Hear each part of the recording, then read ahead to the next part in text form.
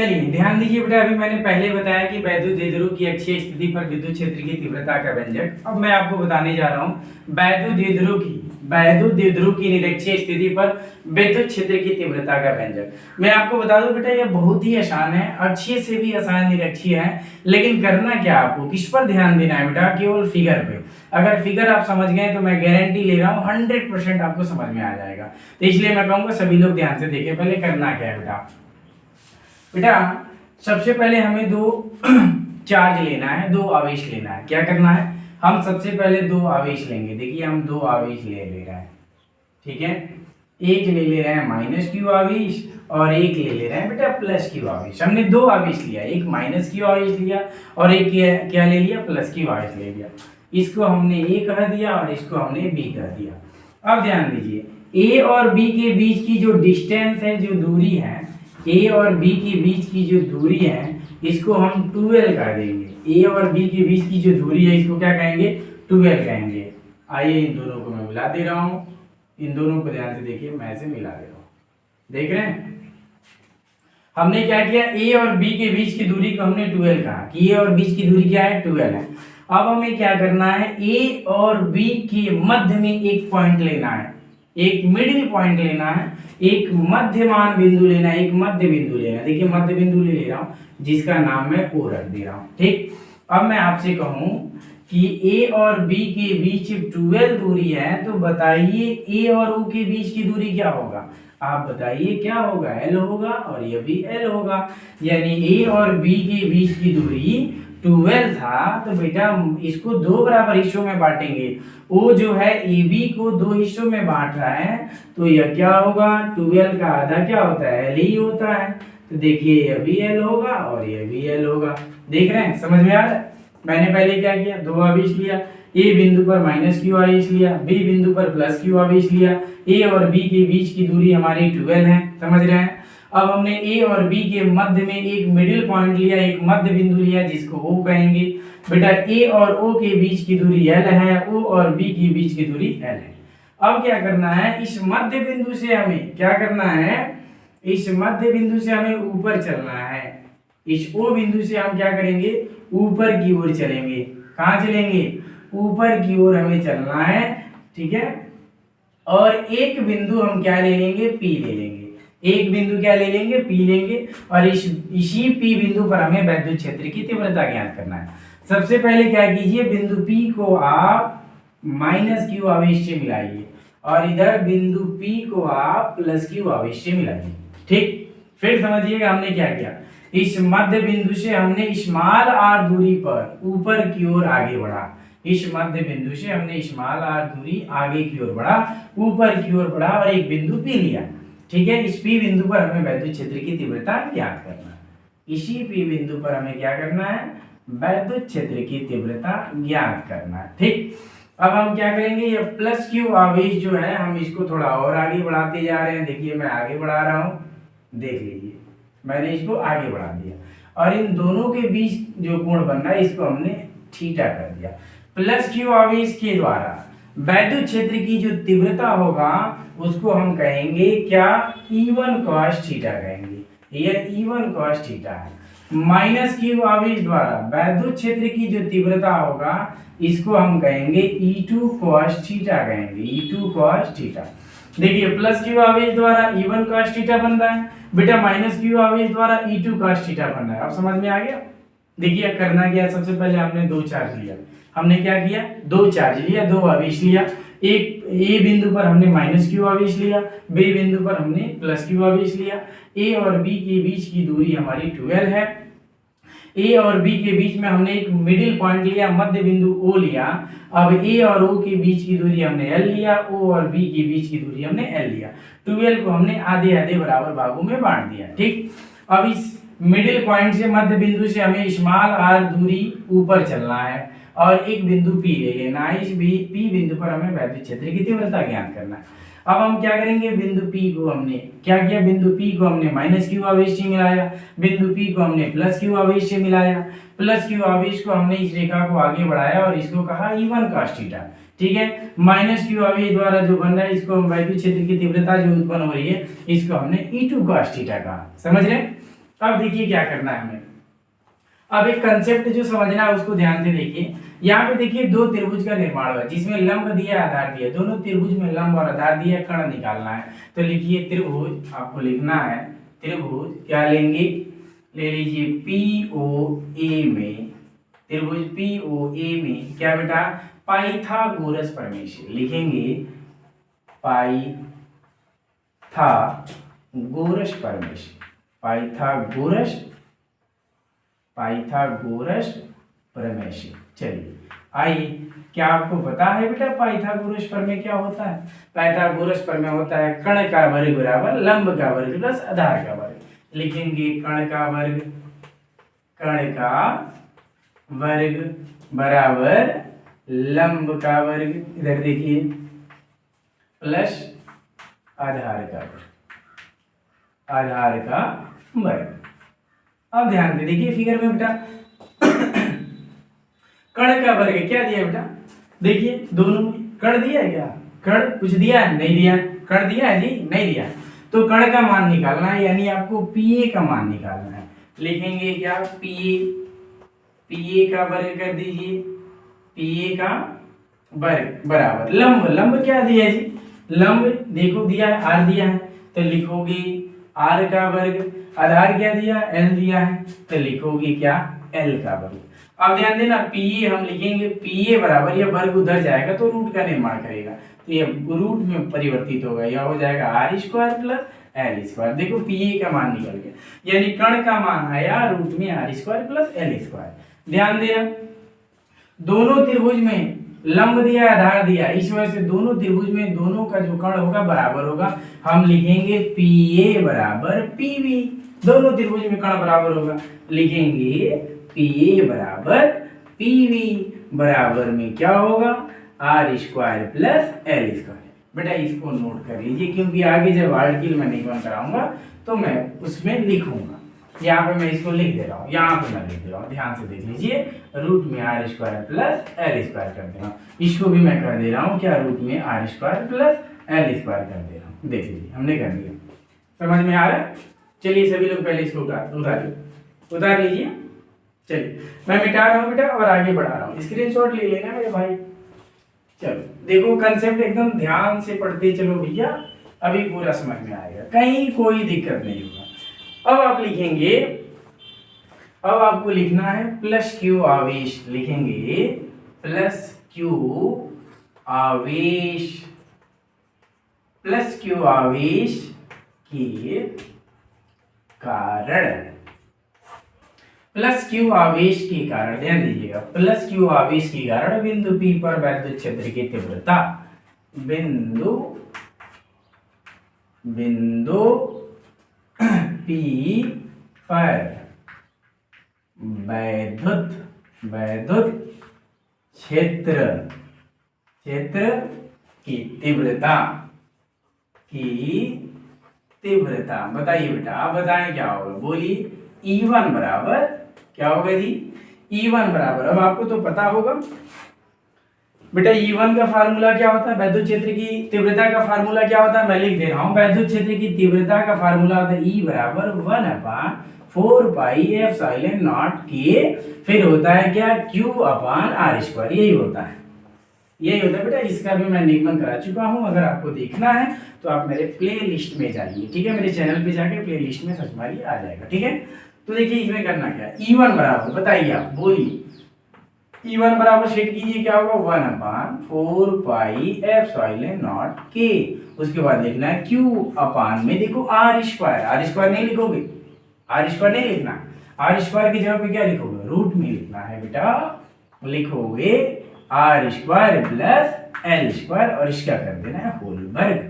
आ रहा है समझ में, बोलो आ रहा है समझ में, वेरी गुड, बहुत बढ़िया, समझ में आ रहा है। चलिए अब लिखोगे माइनस क्यू लिखो, माइनस क्यू आवेश के कारण,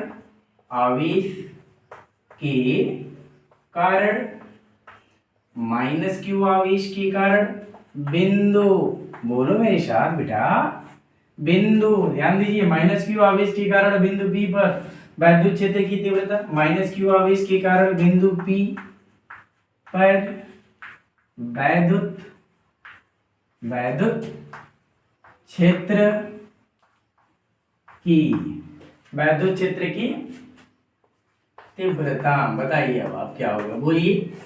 यह हो जाएगा E2 बराबर 1/4 पाई एप्सिलॉन के ऊपर क्या होगा Q अपान, इंटू में क्या होता है 1/4 पाई एप्सिलॉन नॉट के into Q upon R square. बेटा आर स्क्वायर का मान क्या भरोगे, फिर बोलो क्या भरोगे, यहाँ पे देखो रूट में क्या भरोगे आर स्क्वायर, क्या भरोगे मेरे भाई, लिखोगे R square plus L square, इसका कर दोगे होल वर्ग। आ रहा है समझ में, आ रहा है कि नहीं आ रहा है। चलो अब लिखोगे परिणामी, लिखना है परिणामी, परिणामी वैद्युत, परिणामी वैद्युत क्षेत्र की तीव्रता, की तीव्रता। चलिए बेटा जी आप बताइए क्या होगा सूत्र। कैपिटल ई बराबर होता है E1 cos थीटा, देखिए फिगर में कहीं दिख रहा है प्लस, क्या होगा E2 cos थीटा। अब मैं E1 और E2 का मान पुट करूंगा, आंसर हमारा आएगा। देखिए लिखेंगे कैपिटल E बराबर, बोलिए E1 का मान क्या है, कहाँ है भैया, यहाँ पे E1 छूट गया था, E1 ठीक है। E1 का मान क्या है 1/4 पाई एप्सिलॉन नॉट के, फिर Q अपान में है are square plus L square, किस में है भैया, रूट में है, और इसका क्या दिया है होल वर्ग दिया है। थोड़ा और इसको साफ ले लूंगा, देख लो एक बार वीडियो में दिख रहा है कि नहीं, नीचे चलिए नीचे तक आ रहा है, ठीक है कोई बात नहीं। तो यहाँ पे एक बार मैं बढ़िया से लिख दे रहा हूँ 1/4 पाई एप्सिलॉन नॉट के, फिर इंटू में Q अपान में क्या है जी रूट में R square plus L square, और इसका क्या है होल वर्ग, ध्यान से देखो होल वर्ग क्या है। फिर उसके बाद क्या लिखोगे cos थीटा, यहाँ पे cos थीटा उतार लोगे, प्लस चलो E2 का मान बोलो, E2 का मान क्या है 1/4 पाई एप्सिलॉन नॉट के इंटू में Q अपान बोलो क्या है, यह है रूट में R square plus L square, इसका दिया है होल वर्ग, और यहाँ पे देखो cos थीटा है, क्या उतारोगे cos थीटा। अब हमें कॉमन लेना है, क्या लेना है कॉमन लेना है, ठीक है। चलिए यहाँ तक सभी छात्रों से कहूंगा, चलिए इसका स्क्रीनशॉट ले लीजिए, फिर आगे बढ़ा रहा हूँ, ठीक। बेटा मैं आप सभी छात्रों से कहूंगा कि जितने भी छात्र हैं बेटा, जितने भी 12th के छात्र हैं जिनको वैद्युत क्षेत्र की तीव्रता से संबंधित या किसी भी टॉपिक में समस्या हो रही है, बेटा लाइक करें, कमेंट करें, मेरी वीडियो को अधिक से अधिक शेयर करें। तो आप जो टॉपिक का नाम रखेंगे मैं लाइन बाय लाइन एक एक करके बताऊंगा, ठीक है। देखिए लिखेंगे कैपिटल ई बराबर, देखिए कॉमन क्या मिल रहा है, कॉमन मिल रहा है 1/4 पाई एप्सिलॉन 0 के, इसके बाद Q अपान रूट में R square plus L square का होल वर्ग, ये भी कॉमन मिल रहा है। तो लिखेंगे 1/4 पाई एप्सिलॉन 0 के होगा, देख लो ऊपर वीडियो में आ रहा है कि नहीं, चलिए आ तो रहा है ऊपर, ठीक है। और फिर क्या हो जाएगा, यह थोड़ा सा और मैं नीचे करके लिख रहा हूँ, यहाँ पे हो जाएगा E बराबर 1/4 पाई एप्सिलॉन नॉट के होगा। उसके बाद कॉमन और क्या मिल रहा है, इंटू में Q कॉमन मिल रहा है बेटा जी, और हमारा मिल रहा है रूट में R square plus L square, इसका होल वर्ग, ये भी कॉमन मिल रहा है। इसके बाद हम क्या करेंगे, ठीक है बड़ा ब्रैकेट में बना ले रहा हूँ, चलिए देखिए यहाँ पे क्या बच रहा है हमारा, क्या बचेगा cos थीटा, क्या बचेगा cos थीटा प्लस क्या बेटा cos थीटा, ठीक है cos थीटा प्लस क्या बच रहा है cos थीटा। तो ये हमारा क्या हो जाएगा कैपिटल E बराबर 1/4 पाई एप्सिलॉन 0 के, और यह हो गया Q अपान में रूट में क्या हो रहा है are square plus L square, इसका कर देना है होल वर्ग। cos थीटा को जोड़ेंगे तो क्या होगा, यह 2 cos थीटा होगा। अब ध्यान दीजिए, अब cos थीटा का फार्मूला लिखना है बेटा, ध्यान दीजिए, लिखेंगे चूंकि cos थीटा बराबर क्या होता है, क्या आपको लाल बट्टे कक्का का फार्मूला याद है? एक लाल बट्टे कक्का थे भैया, उनका फार्मूला ध्यान दीजिए, लाल बट्टे कक्का, तो साइन थीटा बराबर लंब बट्टे कर्ण, तो cos थीटा बराबर होता है आधार बट्टे कर्ण, ठीक है, लाल बट्टे कक्का। तो cos थीटा बराबर होता है आधार, आधार क्या है बेटा, L है, cos थीटा बराबर आधार बट्टे कर्ण, कर्ण क्या है, कर्ण है हमारा रूट में R square plus L square, जहां cos थीटा दिख रहा है वहां पे पुट कीजिए, तो कैपिटल ई बराबर 1/4 पाई एप्सिलॉन 0 और क्या बेटा के, और यह हो जाएगा आपका क्यू अपान में रूट में होगा are square plus L square, ये रूट में है, इसका है होल पर, ठीक, इनटू में चलिए 2 है, 2 ले लीजिए, फिर गुणा दे दीजिए बेटा, cos थीटा का मान भर दीजिए, क्या है एल अपान रूट में, बोलिए क्या है are square plus L square है, समझ रहे हैं, यहाँ तक समझ में आ रहा है? चलिए नीचे वाला मैं मिटा रहा हूँ, ध्यान से देख लीजिए। अब लगभग में हमारा आंसर आ ही गया है, एक दो स्टेप में आ जाएगा, चिंता की बात नहीं है। देखिए करेंगे क्या, लिखेंगे कैपिटल ई बराबर 1/4 पाई एप्सिलॉन 0 के, या एप्सिलॉन नॉट भी कहा जाता है, ठीक है, यहाँ पे लिखेंगे क्यू, ठीक है बेटा। सबसे पहले हम देखिए करने क्या जा रहे हैं, थोड़ा ध्यान दीजिएगा, मैं 2 को आगे ले रहा हूँ, फिर Q को ले रहा हूँ, फिर L को ले रहा हूँ, कोई डाउट? फार्मूला बना रहा हूँ बेटा, फार्मूला बन जा रहा है, देखो कैसे, 2 को आगे लिया, Q ले लिया, L ले लिया और नीचे ले लिया। अब इस रूट को मैं हटाने जा रहा हूँ भाई, रूट हटता है, रूट को जब कोई भी संख्या रूट में होती है, रूट से बाहर करते हैं तो उस अंक के ऊपर 1/2 आ जाता है, ठीक है। जब हम रूट को हटाएंगे तो ये हो गया r square plus L square, और रूट का मान होगा 1/2 और फिर उसका वर्ग भी था, वह भी 2 था, 2 से 2 कट जाएगा, समझ रहे हैं? आगे बढ़िए, इनटू में चलिए, यह भी तो है नीचे वाला, इसमें भी यहाँ पे देखिए रूट में जो दिया है मैं रूट को हटा दे रहा हूँ, रूट को हटाऊंगा तो r square plus L square और इस पे पावर आ गया 1/2, ध्यान से देखिए, समझ में आ रहा है? आ रहा है जी। चलो आगे देखो, अब क्या करना है, मैं ऊपर ही लिख रहा हूँ, ज्यादा नीचे नहीं जा रहा हूँ, ना देखिए आपको फिर दिक्कत होगा, इतना मेहनत बेकार जाएगी, समझ रहे हैं? ऊपर ही मैं लिख रहा हूँ। चलिए अब देखिए करना क्या है, हमें करना क्या है, ध्यान से देखिए। अब हमारा जो मान आने वाला है बेटा, लिखेंगे कैपिटल ई बराबर 1/4 पाई एप्सिलॉन नॉट के, बेटा 2QL फार्मूला होता है P का, P बराबर होता है 2QL, यह जो है फार्मूला है, किसका फार्मूला है?